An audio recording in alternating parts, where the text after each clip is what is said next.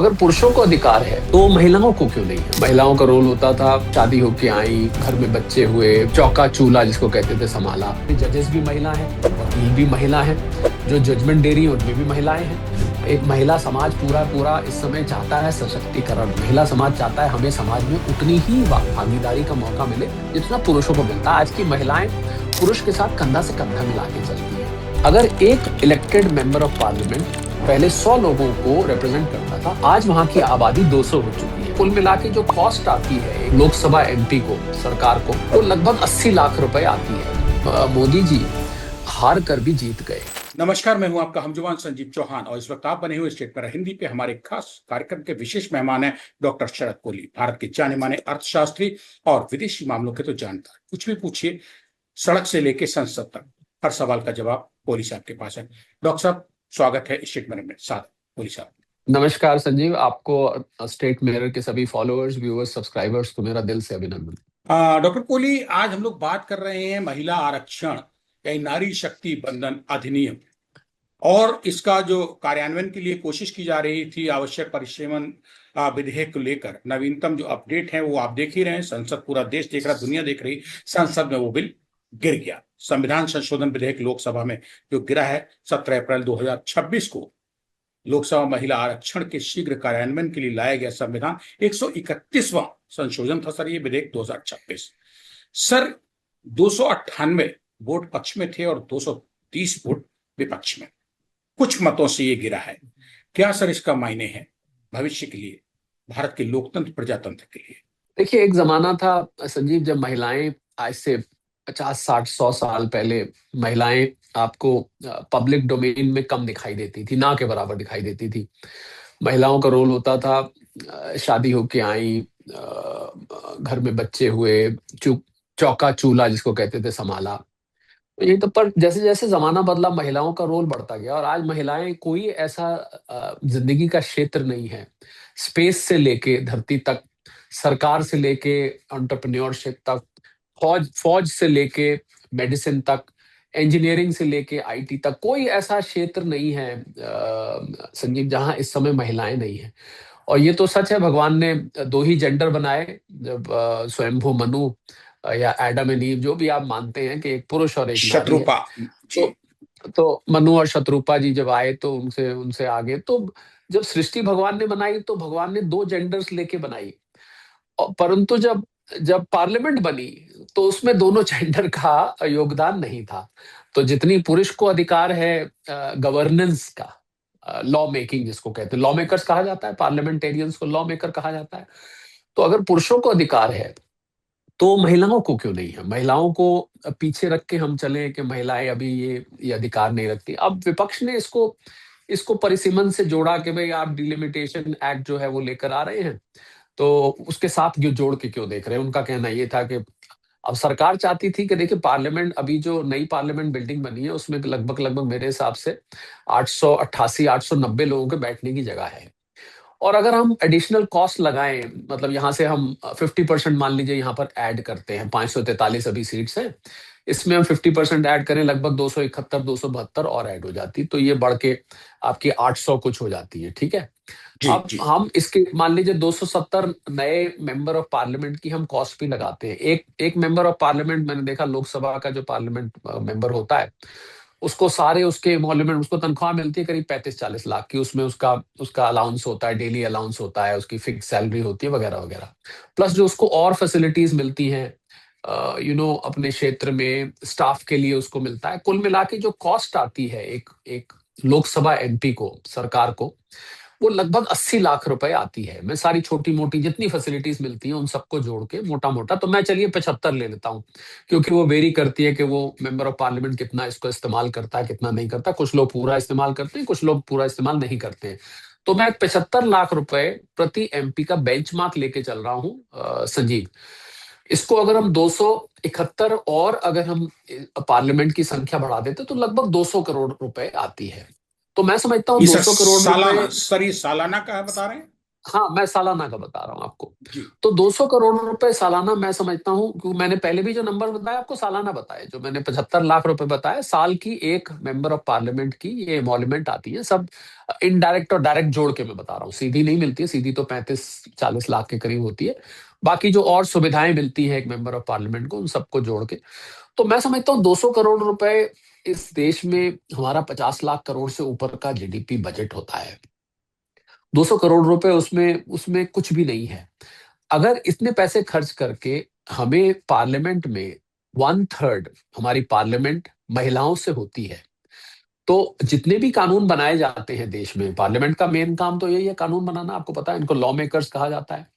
तो अगर वो कानून बनाते हैं और उस कानून बनाने में महिलाओं की, क्योंकि वो कानून पुरुषों को भी प्रभावित करते हैं महिला को भी प्रभावित करते हैं, ऐसा तो नहीं होता कि मैंने आज भारतीय न्याय संहिता बनाया उसने किसी को कत्ल कर दिया तो महिला नहीं हो सकती, या महिला का उसमें कोई जजेस भी महिला है, वकील भी महिला है, जो जजमेंट दे रही है उनमें भी महिलाएं हैं, जो वकील केस लड़ रही है वो भी महिलाएं हैं। तो कानून बनाने में महिलाओं का कम से कम अगर आप मेरे ऊपर छोड़े संजीव, मैं व्यक्तिगत तौर पर बात कर रहा हूं, तो मैं तो आधा आधा रखूं भाई, जितनी जिसकी रिप्रेजेंटेशन है जिस जेंडर की उतनी रखी जाए। आधे पुरुष होने चाहिए, आधी महिलाएं होनी चाहिए। पर यहाँ आधे नहीं, यहाँ तो हम अभी 1/3 की ही बात कर रहे थे, वो ही पारित नहीं हो पाया। हालांकि विपक्ष का, जैसे मैंने कहा, मैं दोहराना, विपक्ष का ये कहना है कि भाई डिलिमिटेशन की वजह से आपने इसको लिंक कर दिया, अगर आप 543 में ही खाली महिलाओं का करेंगे तो हम इसको स्वीकार कर लेंगे।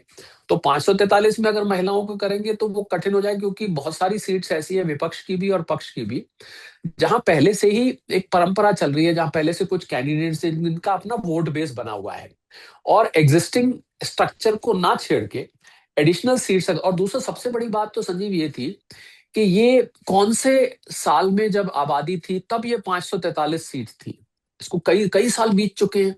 उसके बाद देश की आबादी बढ़ी, तो हम लोकसभा को क्या कहते हैं, हम कहते हैं it is peoples representative body, जहां पर हमारे और आपके द्वारा चुन के लोग वहां पर भेजे जाते हैं कि आप हमारी बात को संसद में रखिए, आप हमारी बात को सुनकर वहां पर कानून बनाइए, जो हम कहते हैं यही डेमोक्रेसी है, of the people, for the people, by the people. तो वो पुरानी जनसंख्या के हिसाब से 543 सीट्स हैं। तो जब परिसीमन का तो ये मतलब है कि इस सबको रिवाइज किया जाए। जनसंख्या कहाँ, हमारी 145 करोड़ जनसंख्या आ चुकी है। अब 2027 में हमारा सेंसस आ जाएगा, आंकड़ा 40 करोड़ है कि 145 करोड़ है कि 150 करोड़ पहुंच चुके हैं। तो मुझे लगता है कि जब संख्या बढ़ गई तो पार्लियामेंट में रिप्रेजेंटेशन बढ़ना चाहिए। अगर एक एमपी, उदाहरण के तौर पे मैं ले रहा हूं, पहले 100 लोगों को प्रतिनिधित्व करता था, ये मैं उदाहरण है, ये कहीं का नंबर नहीं है। जी। एक मेंबर ऑफ पार्लियामेंट अगर 100 लोगों का प्रतिनिधित्व पहले करता था, आज वहां पर 200 लोग हो चुके हैं, अभी भी वही एक एमपी प्रतिनिधित्व कर रहा है। मुझे एक उदाहरण दीजिए, आप अपने बच्चे का जब स्कूल में एडमिशन कराने जाते हैं, आपको स्कूल एक बात कहता है, ये मैं इससे इससे जोड़ के बता रहा हूँ आपको, एक बड़ा प्रैक्टिकल एग्जांपल दे रहा हूँ जो लोगों को आसानी से समझ में आएगा। लोग आपको वो पूछते हैं कि साहब ये बताइए कि पर क्लास में कितने बच्चे हैं, और जी। उस एक क्लास के लिए, उसके लिए टीचर कितने बच्चों को पढ़ाती है, या पर क्लास कितने बच्चे हैं। एक स्कूल में, मैं ये रियल एग्जांपल ले रहा हूँ, मेरे को जानकार थे, उन्होंने कहा एक स्कूल में गया, वहां पर एक क्लास में 85 बच्चे थे और एक टीचर थी, 85 बच्चों को पढ़ाती थी। दूसरे स्कूल में गए, वहां पर मात्र 40 बच्चे, एक टीचर को। अब मुझे बताइए कि पेरेंट के पॉइंट ऑफ व्यू से आप किस स्कूल को चूज करेंगे, जहां एक ये टीचर 85 बच्चों को पढ़ा रही है। 40 बच्चे एक टीचर। क्यों? क्योंकि वहां पर टीचर ध्यान ज्यादा दे पाएगी, वहां पर टीचर जी। बच्चों को पर्सनली अटेंड कर पाएगी, यस, वहां पर यस, यस, यस। बच्चों की समस्याओं पर टीचर ध्यान दे पाएगी। इसी बिल्कुल ठीक सर, बिल्कुल। इस एग्जाम्पल को हम लोकसभा में ले आते हैं। अगर एक इलेक्टेड मेंबर ऑफ पार्लियामेंट पहले 100 लोगों को रिप्रेजेंट करता था, आज वहां की आबादी 200 हो चुकी है, तो क्या वो मेंबर ऑफ पार्लियामेंट, अब मुझे बताइए, उन 200 लोगों की समस्याओं को लेके जो पहले 100 को कर रहा था, तो क्या उसकी रिप्रेजेंटेशन में फर्क नहीं आएगा? तो अगर हम इनकी संख्या बढ़ा देते हैं तो इससे क्या होगा कि कॉन्स्टिट्यूएंसी या नई कॉन्स्टिट्यूएंसीज ऐड होंगी इसमें। परिसिमन का तो यही मतलब था ना, कि हम नई जी। कॉन्स्टिट्यूएंसीज ऐड करेंगे, और जब वो नई कॉन्स्टिट्यूएंसीज ऐड हो जाएंगी, हम साथ ही उसमें से 1/3 यानी कि एक तिहाई महिलाओं को दे देंगे। तो ये तो बड़ा अच्छा था, दो एक तीर से दो निशाने लग रहे थे। एक तरफ आप पीपल्स रिप्रेजेंटेशन को बिल्कुल बढ़ रहा था। डाइल्यूट नहीं कर रहे थे, और दूसरी तरफ आप महिलाओं को भी रोल, मैंने कहा ना, अगर आप मेरे ऊपर छोड़ेंगे तो मैं तो महिलाओं को आधा दूंगा भाई, ये 1/3 भी क्यों, मैं तो कहूंगा आप आधा दीजिए ना, आधी महिलाएं हैं आधे पुरुष हैं। ठीक है, आप सड़क पे चलते हैं, आपको 5 पुरुष दिखाई देते हैं, 5 महिलाएं दिखाई देती है, ये बात अलग है। बाजार में चले जाएं तो महिलाएं ज्यादा दिखाई देंगी, लेडीज मार्केट में महिलाएं ज्यादा दिखाई देंगी, पान पान की दुकान पे चले जाएं तो पुरुष ज्यादा दिखाई देंगे, वो एक अलग बात है। परंतु आबादी के हिसाब से जब आधी आधी है, तो अभी तो हम केवल 1/3 की बात कर रहे थे, उसी में ही ये मामला गिर गया। तो मुझे लगता है कि ये महिलाओं के लिए बहुत अच्छी बात नहीं है। एक महिला समाज पूरा पूरा इस समय चाहता है सशक्तिकरण, महिला समाज चाहता है हमें समाज में उतनी ही भागीदारी का मौका मिले जितना पुरुषों को मिलता है। आज की महिलाएं पुरुष के साथ कंधा से कंधा मिला के चलती हैं। तो मुझे ये बड़ा ही मैं कहूंगा अनफॉर्चुनेट रहा कि ये बिल पास नहीं हो पाया। डॉक्टर शरद कोहली, एक सवाल आपकी बातचीत से निकल के आ रहा है और ये कैलकुलेशन आप हैंड टू माउथ कर देंगे। 543 मेंबर अभी संसद में भारत की लोकसभा में हैं, और करीब आप बता रहे हैं शायद कितना 270 और बढ़ रहे थे, टोटल 800 की संख्या हो रही हाँ, थी। अब मान तो लीजिए अगर उन्होंने 50% अगर हम 50% हम बढ़ाते तो 271-72 और बढ़ते। 271-72। सर अभी जो 543 है, एक मेंबर ऑफ पार्लियामेंट लोकसभा के सांसद सांसद पे सालाना 75 लाख हमने एवरेज काउंट किया था। इस हिसाब से जब हमने 275 पे काउंट किया, जो बढ़ रही थी सीटें, उस पे 200 करोड़ के आसपास साल का। ठीक है। तो सर ये जो 200 करोड़ के आसपास के लिए बढ़ाने के लिए, पब्लिक इंटरेस्ट में, प्रजातंत्र लोकतंत्र को मजबूत करने के लिए, संसद में भागीदारी बढ़ाने के लिए, जनता के लिए, जनता के टैक्स से जनता के लिए सुविधाएं दी जा रही थी। सर 200 करोड़ का वजन पड़ता, ये तो विपक्ष ने कहीं नहीं उठाया कि भैया इतना खर्च और बढ़ जाएगा, फलाना ढिमका। उसने ऐसी क्या प्ली संसद में दे दी कि सर जो ये बिल गिराने में कामयाब रहे विपक्ष। देखिए, 200 करोड़ जैसा कि मैंने शुरू में बताया, 200 करोड़ इतने बड़े देश में जहां हमारी आज 4 डिमांड ट्रिलियन है। डॉलर के आसपास की इकोनॉमी है, बहुत ही छोटा अमाउंट है। हमारे आपके बिल्कुल लिए सर। ये अमाउंट बड़ा हो सकता है 200 करोड़, पर जब हम राष्ट्रीय स्तर पर देखते हैं और महिलाओं की भागीदारी बढ़ाने की बात देखते हैं, तो ये बहुत ही छोटी अमाउंट है, इसीलिए विपक्ष ने इसको नहीं उठाया, पहली बात। दूसरी बात, विपक्ष ने जो उठाया, उन्होंने उठाया डिलिमिटेशन को, परिसीमन को।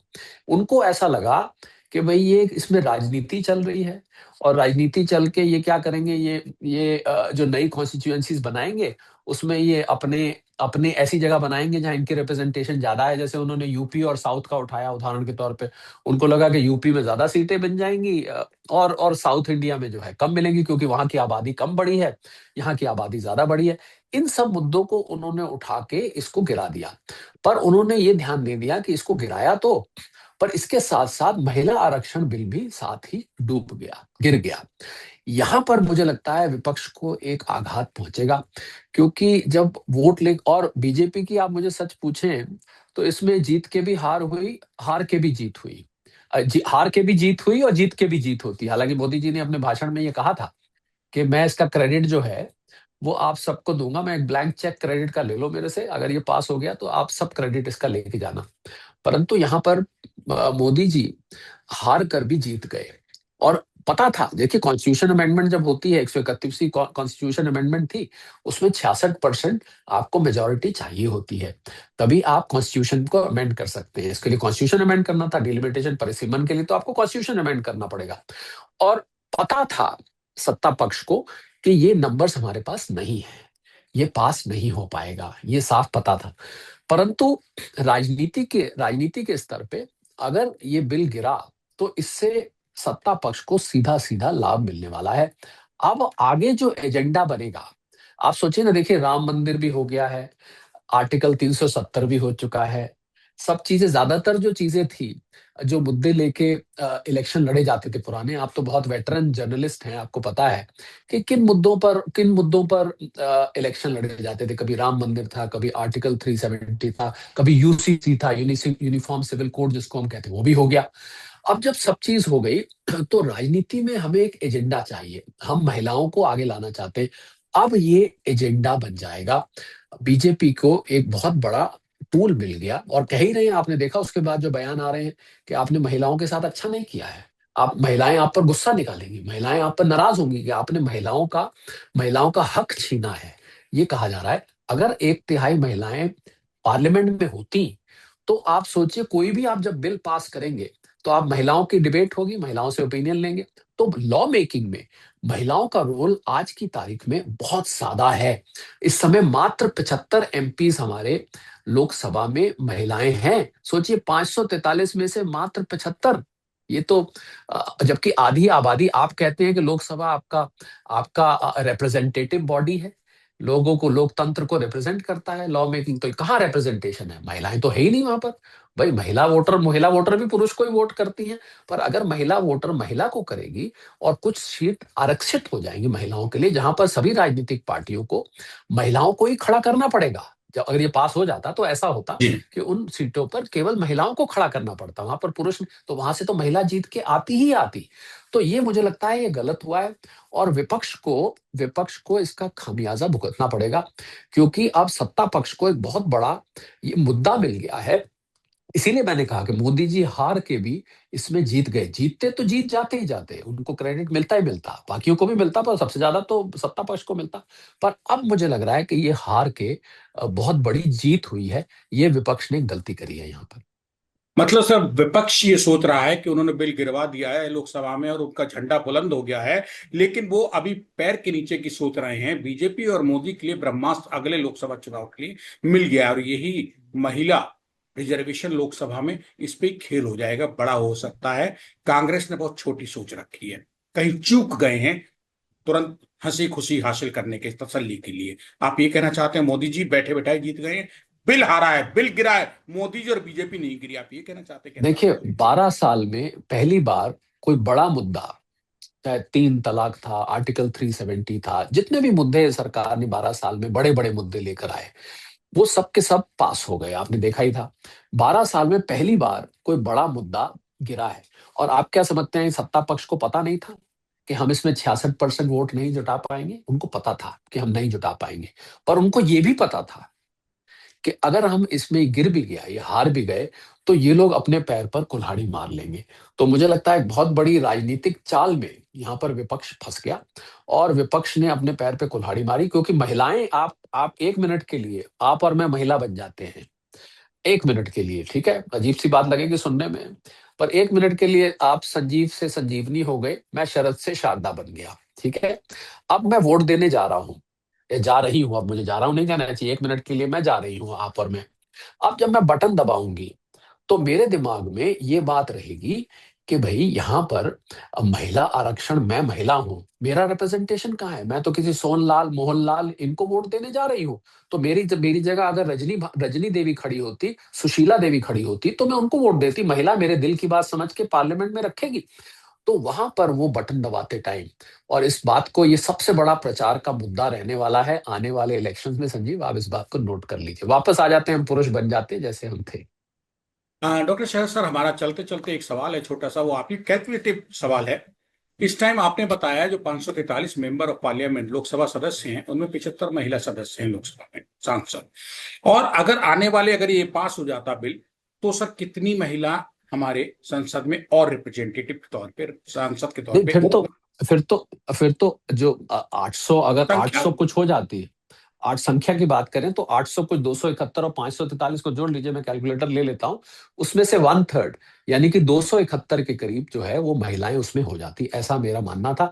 और वो बहुत बड़ा नंबर होता, क्योंकि वो इतना बड़ा नंबर होता कि ये महिलाएं लॉ मेकिंग में बहुत प्रोमिनेंट रोल लेती। हालांकि मुझसे पूछे तो मैं आधा आधा करता, पर क्योंकि मैं तो ना राजनीति में हूँ ना मैं पार्लियामेंट में हूँ, पर ये जरूर जानता हूँ कि आधी इस दुनिया में महिलाएं रहती हैं, आधे पुरुष रहते हैं। थोड़े बहुत नंबर ऊपर नीचे हो सकते हैं, थोड़ी महिलाएं, मुझे पता लगा भारत में 48-49% है, 51-52% यहाँ पर मेल फीमेल रेशियो जो है, कुछ राज्यों की वजह से पहले भ्रूण हत्या वगैरह होती थी, वो नंबर्स बिगड़ा हुआ है, आप जानते हैं इस बात को।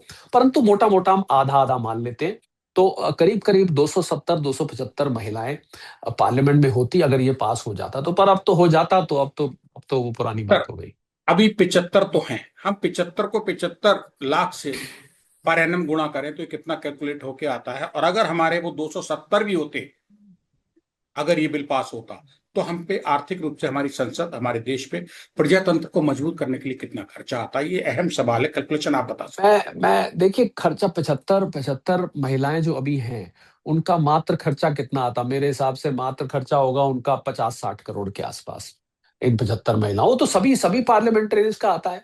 और जैसा कि मैंने कहा, आपने बताया 270 अगर एडिशनल भी हो जाते तो उनका खर्चा 200 करोड़ क्या। कुछ भी नहीं है। महिलाओं को फोर फ्रंट में लाने के लिए, महिलाओं को मुख्य धारा में लाने के लिए, महिलाओं को लॉ मेकर्स बनाने के लिए ये तो कुछ भी नहीं है। 200 छोड़कर करोड़ छोड़िए, मैं कहता हूं 2000 करोड़ भी अगर लगता तब भी कोई बात नहीं थी, क्योंकि आपको अपने जेंडर रिप्रेजेंटेशन करना चाहिए। आप अगर वेस्टर्न कंट्रीज में जाएंगे, मेरे पास ऐसी बहुत सारी कंट्रीज के दृष्टांत है जहां पर आधे से ज्यादा महिलाएं भी हैं। तो ऐसा नहीं है कि महिलाओं को, तो पता नहीं क्यों ऐसा लगता है कि महिलाओं के आगे आने से ये नहीं होगा वो नहीं होगा। मुझे लगता है ये पुरुष धारणा ये गलत है, ऑर्थोडॉक्स थिंकिंग है, समय बदल चुका है। सर, कांग्रेस इतनी हड़बड़ाई हुई क्यों? उसने तो 60 साल शासन किया है देश पे। वो महिला आरक्षण बिल लेके आ रहे थे संसद में, बीजेपी या मौजूदा हुकूमत इतनी सर कतराई हुई, कड़वी बात करने वाली, जो बिल गिराने पे क्यों उतर आई? सिर्फ सर इसके पीछे कुछ और भी है या सिर्फ ओछी राजनीति है? नहीं, देखिए देखिए, मुझे लगता है ये जो एंटी मोदी सेंटिमेंट है ये विपक्ष के दिमाग में इतना बन गया है कि कई बार वो प्रधानमंत्री मोदी का को आलोचना करते करते करते करते वो लाइन क्रॉस हो जाती है कि वो देश के हितों को भूल जाते हैं, देश की आलोचना होने लगती है, देश के हितों को भूल जाते हैं। तो मैंने, देखिए, मैं टेलीविजन पे जब डिबेट करता हूँ, हालांकि मैं राजनीति से नहीं आता हूँ, पर मैं डिबेट करता हूँ, मैं उसमें एक बात कहता हूँ। मेरे साथ बीजेपी के भी होते हैं, कांग्रेस के भी होते हैं। मैं उनसे एक बात कहता हूँ, मैंने कहा आप जहां पर सत्ता पक्ष कमी है वहां पर आप पॉइंट आउट करिए, विपक्ष का ये ड्यूटी है वो सवाल उठाए, आप सवाल उठाइए। परंतु अगर आप ठीक को भी गलत को गलत कहते हैं आप, वो ठीक है, पर आप ठीक को भी अगर गलत कहने लगेंगे तो उससे क्या होगा कि लोगों का विश्वास आप में उठ जाएगा। ये तो हर चीज की बुराई करते हैं, जो ये करे, मतलब जो सरकार करे उसको काटना है। अब देखिए, कई बार आप काट रहे हैं, वो बात काटने लायक नहीं होती है, वो जनहित में होती है। तो जो बात 50% आबादी के हित में थी उसको काटना नहीं चाहिए था, ऐसा मेरा मानना है। ये एक राजनीतिक गलती साबित हो सकती है आगे जाके बहुत बड़ी। उलझमा डॉक्टर शरकोली साहब, मैं जो समझ पा रहा हूँ, कांग्रेस ने पेड़ की वही डंडी काटी है जिस वो बैठे हुई थी, और वो लपक ली है बीजेपी ने, जिसको वो चुनावी बैतरणी में नदी में डाल के उस पर बैठ के पार हो जाएंगे। और उस दिन जी कांग्रेस को जी। एहसास होगा कि उनकी भूल इनकी जीत बन गई, आज नहीं तो कल, यानी कि भाजपा की मौजूदा सत्ता की। ये खुशी शायद बहुत दिन ना रहे, ये अब खुशी है। कुल जमा सर, बहुत बहुत धन्यवाद।